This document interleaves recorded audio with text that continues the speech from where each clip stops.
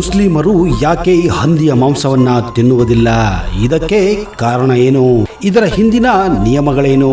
ಹಂದಿಯ ಮಾಂಸವನ್ನು ತಿಂದರೆ ಆಗುವ ಪರಿಣಾಮಗಳೇನು? ನಿಜಕ್ಕೂ ಅಚ್ಚರಿ ಮಾಡುವಂತಹ ವಿಷಯ ಇದು. ನಿಮಗೆಲ್ಲ ಗೊತ್ತಿರುವ ಹಾಗೆ ಮುಸಲ್ಮಾನರು ತಾವು ಉಡುವ ಬಟ್ಟೆಯಾಗಲಿ, ತಿನ್ನುವ ಪದ್ಧತಿಯಾಗಲಿ, ಕುಡಿಯುವುದಾಗಲಿ ಹಾಗೂ ಯಾವುದೇ ಜೀವನ ಶೈಲಿಯಾಗಲಿ ಅದು ಅವರ ಧರ್ಮ ಗ್ರಂಥವಾದ ಕುರಾನಿನಲ್ಲಿ ಏನು ಹೇಳಲಾಗಿದೆಯೋ ಅದರ ಪ್ರಕಾರವೇ ನಡೆಯುತ್ತಾರೆ. ಇದೇ ಕಾರಣ ಭಾಗಶಃ ಮುಸ್ಲಿಮರು ಕುರಾನಿನಲ್ಲಿ ಏನು ಹೇಳಲಾಗುತ್ತಿದೆಯೋ ಹಾಗೆಯೇ ತಮ್ಮ ಜೀವನವನ್ನು ನಡೆಸಲು ಬಯಸುತ್ತಾರೆ. ನಿಮಗೆಲ್ಲ ಗೊತ್ತಿರುವ ಹಾಗೆ ಇಸ್ಲಾಂ ಧರ್ಮದಲ್ಲಿ ಮಾಂಸವನ್ನ ತಿನ್ನುವುದು ಉತ್ತಮ ಪದ್ಧತಿ ಎಂದು ಕೂಡ ಹೇಳಲಾಗಿದೆ. ಆದರೆ ಮಾಂಸವನ್ನು ತಿನ್ನಲು ಕೂಡ ಕೆಲವೊಂದು ನಿಯಮಗಳಿವೆ. ಯಾವುದು ತಿನ್ನಬೇಕು, ಯಾವುದು ತಿನ್ನಬಾರದು ಎಂದು ಸ್ಪಷ್ಟವಾಗಿ ಕುರಾನಿನಲ್ಲಿ ಹೇಳಲಾಗಿದೆ. ಇಸ್ಲಾಂ ಧರ್ಮದಲ್ಲಿ ಹೇಗೆ ಸರಾಯಿ ಕುಡಿಯುವುದು ತಪ್ಪು ಎಂದು ಹೇಳಲಾಗಿದೆಯೋ ಅದೇ ರೀತಿ ಹಂದಿಯ ಮಾಂಸವನ್ನ ತಿನ್ನುವುದು ಕೂಡ ಘೋರ ಅಪರಾಧವೆಂದು ನಂಬಲಾಗಿದೆ.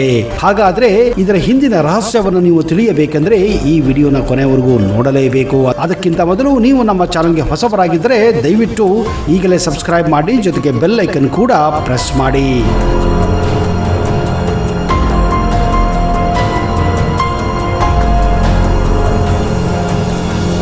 ನಮಸ್ಕಾರ ಸ್ನೇಹಿತರೆ, ನಿಮಗೆಲ್ಲ ಆತ್ಮೀಯ ಹಾಗೂ ಅದ್ದೂರಿ ಸ್ವಾಗತ. ಈ ವಿಡಿಯೋ ಮಾಡುವ ಮೊದಲು ನಾವು ಹಲವಾರು ಪುಸ್ತಕಗಳನ್ನು ಹಾಗೂ ಇಂಟರ್ನೆಟ್ನಲ್ಲಿ ಸಿಗುವ ಮಾಹಿತಿಯನ್ನು ಬಳಸಿ ಈ ವಿಡಿಯೋವನ್ನು ಸಿದ್ಧಪಡಿಸಿದ್ದೇವೆ. ಈ ವಿಷಯ ಯಾವ ಧರ್ಮಕ್ಕೂ ಧಕ್ಕೆ ತರುವಂತಹ ಉದ್ದೇಶ ನಮ್ಮಲ್ಲಿಲ್ಲ. ಸ್ನೇಹಿತರೆ, ಮುಸಲ್ಮಾನರ ಪವಿತ್ರ ಗ್ರಂಥ ಕುರಾನ್ ಇದರಲ್ಲಿ ಹಲವಾರು ತಿನ್ನುವ ಪದ್ಧತಿಗಳ ಬಗ್ಗೆ ವಿವರಿಸಲಾಗಿದೆ. ಅದರಲ್ಲಿ ಒಂದು ಹಲಾಲ್ ಮಾಡಿದ ಪ್ರಾಣಿಗಳನ್ನು ಮಾತ್ರ ತಿನ್ನಬೇಕೆಂದು ಉಲ್ಲೇಖ ಇದೆ. ಹಾಗೆಯೇ ಯಾವುದೇ ಸತ್ತ ಪ್ರಾಣಿಯನ್ನ ತಿನ್ನಬಾರದು ಎಂದು ಕೂಡ ಆದೇಶ ಮಾಡಲಾಗಿದೆ. ಯಾವುದೇ ಪ್ರಾಣಿ ಯಾವುದೇ ಸಂದರ್ಭದಲ್ಲಿ ಸತ್ತು ಹೋದಾಗ, ಅಂದರೆ ಅಪಘಾತದಲ್ಲಿಯೋ ಅಥವಾ ರೋಗದಲ್ಲಿಯೋ ಪ್ರಾಣವನ್ನು ಬಿಟ್ಟಂತಹ ಪ್ರಾಣಿಯ ಮಾಂಸವನ್ನ ತಿಂದರೆ ಅದು ಹರಾಮ್ ಎಂದು ಕುರಾನ್ನಲ್ಲಿ ಹೇಳಲಾಗಿದೆ.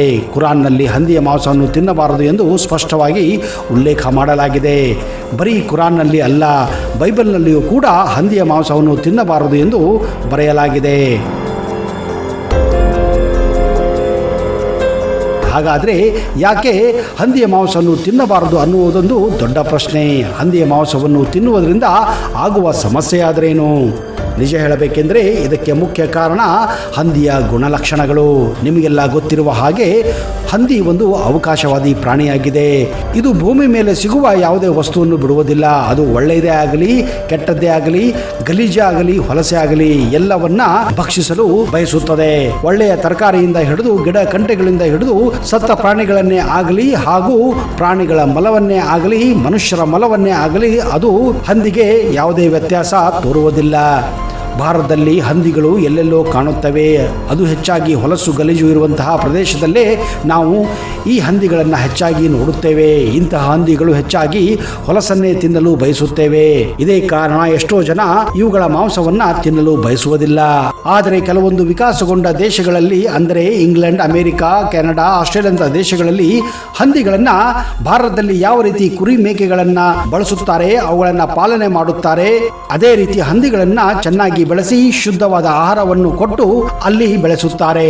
ಈ ಹಂದಿಗಳನ್ನ ಎಂತಹ ಸುಧಾರಿತ ಮತ್ತು ಪರಿಶುದ್ಧ ವಾತಾವರಣದಲ್ಲಿ ಬೆಳೆಸಿದರೂ ಕೂಡ ಆ ಹಂದಿಗಳು ತಮ್ಮ ಗುಂಪಿನಲ್ಲಿಯೇ ಬೇರೊಬ್ಬರ ಮಲವನ್ನು ತಿನ್ನುತ್ತವೆ ಎನ್ನುವ ಶಂಕೆ ಕೂಡ ಇರುತ್ತದೆ. ಇದಕ್ಕೆ ಕಾರಣ ಹಂದಿಗಳು ಮಲವನ್ನು ತಿನ್ನುವುದು ಅವುಗಳ ಒಂದು ಪ್ರಮುಖ ಲಕ್ಷಣವಾಗಿದೆ. ನಿಮಗೆಲ್ಲ ಗೊತ್ತಿರುವ ಹಾಗೆ ಭಾರತದಲ್ಲಿ ಶೌಚಾಲಯಗಳ ಸಮಸ್ಯೆ ಇದೆ. ಇದೇ ಕಾರಣ ಹಳ್ಳಿಗಾಡು ಜನರು ಹೊಲ ಗದ್ದೆಗಳಲ್ಲಿ ಶೌಚವನ್ನು ಮಾಡುತ್ತಾರೆ. ಇಂತಹ ಸಂದರ್ಭದಲ್ಲಿ ಹಂದಿಗೆ ತಿನ್ನಲು ಏನೂ ಸಿಗದೇ ಇದ್ದಾಗ ಅದು ಮನುಷ್ಯರ ಮಲವನ್ನು ಕೂಡ ತಿನ್ನುತ್ತದೆ. ಈಗ ನೀವೇ ಊಹಿಸಿ ಈ ಹಂದಿ ಯಾವ ಮಟ್ಟದ ಆಹಾರ ಪದ್ಧತಿಯನ್ನ ಬೆಳೆಸಿಕೊಂಡಿದೆ ಎಂದು.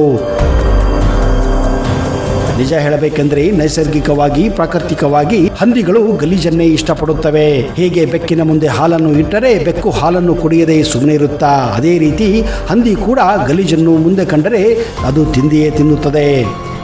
ಇದಕ್ಕೆ ಅನ್ನೋದು ಹುಟ್ಟು ಗುಣ ಸುಟ್ಟರೂ ಹೋಗುವುದಿಲ್ಲ ಎಂದು. ಇದೇ ಕಾರಣ ಹಂದಿಯ ಮಾಂಸವನ್ನು ತಿನ್ನುವುದರಿಂದ 70ಕ್ಕೂ ಹೆಚ್ಚು ರೋಗಗಳು ಬರುತ್ತವೆ ಎನ್ನುವುದು ಸಾಬೀತುಪಡಿಸಲಾಗಿದೆ. ಇನ್ನೊಂದು ನೆನಪಿರಲಿ ಸ್ನೇಹಿತರೆ, ಹಂದಿಯ ಮಾಂಸವನ್ನು ಜಾಸ್ತಿ ತಿಂದರೆ ಮನುಷ್ಯನ ದೇಹದಲ್ಲಿ ಹುಳುಗಳು ಕೂಡ ಬೆಳೆಯುತ್ತವೆ ಎನ್ನುವುದು ಸಾಬೀತಾಗಿದೆ. ಇಂತಹ ಹುಳುಗಳು ಏನಾದರೂ ಮನುಷ್ಯನ ಮೆದುಳಿನಲ್ಲಿ ಹೋದರೆ ಮರುಕ್ಷಣವೇ ಸಾವು ಖಚಿತ. ಹಂದಿಯ ಮಾಂಸದಲ್ಲಿರುವ ಈ ಹುಳುಗಳು ಎಷ್ಟು ಬೇಯಿಸಿದರೂ ಅವು ಸಾಯುವುದಿಲ್ಲ. ಇನ್ನೊಂದು ಮುಖ್ಯವಾದ ವಿಷಯವೇನೆಂದರೆ ಹಂದಿಯ ಮಾಂಸದಲ್ಲಿ ಕೊಲೆಸ್ಟ್ರಾಲ್ ಕೊಲೆಸ್ಟ್ರಾಲ್ ಅಂದರೆ ಕೊಬ್ಬು ತುಂಬಾನೇ ಜಾಸ್ತಿ ಇರುತ್ತದೆ. ಇದು ಹೃದಯಾಘಾತಕ್ಕೆ ಮಾರಕವಾಗಿದೆ. ಈಗ ನೀವೇ ಯೋಚನೆ ಮಾಡಿ, ಇಂತಹ ಪ್ರಾಣಿಯ ಮಾಂಸವನ್ನು ತಿಂದರೆ ಏನೆಲ್ಲ ಪರಿಣಾಮಗಳು ಆಗುತ್ತವೆ, ಸಮಸ್ಯೆಗಳು ಉಂಟಾಗುತ್ತವೆ ಎಂದು. ಈ ವಿಡಿಯೋ ನೋಡಿದ ಮೇಲೆ ನೀವೇ ನಿರ್ಧಾರ ಮಾಡಿ, ಇಂತಹ ಮಾಂಸವನ್ನು ತಿನ್ನುವುದು ಸರಿಯೋ ಅಥವಾ ತಪ್ಪು ಎಂದು. ನಿಮ್ಮ ಅನಿಸಿಕೆಗಳನ್ನು ದಯವಿಟ್ಟು ಕಮೆಂಟ್ ಬಾಕ್ಸಲ್ಲಿ ಹಾಕಿ. ಇಂತಹದೇ ರೋಚಕ ಹಾಗೂ ಕುತೂಹಲಕಾರಿ ಮಾಹಿತಿಯೊಂದಿಗೆ ಮುಂದಿನ ಸಂಚಿಕೆಯಲ್ಲಿ ಮತ್ತೆ ಬರುತ್ತೇನೆ. ಅಲ್ಲಿಯವರೆಗೆ ಜೈ ಹಿಂದ್, ಜೈ ಕರ್ನಾಟಕ. ನಿಮಗೆಲ್ಲ ಶುಭವಾಗಲಿ.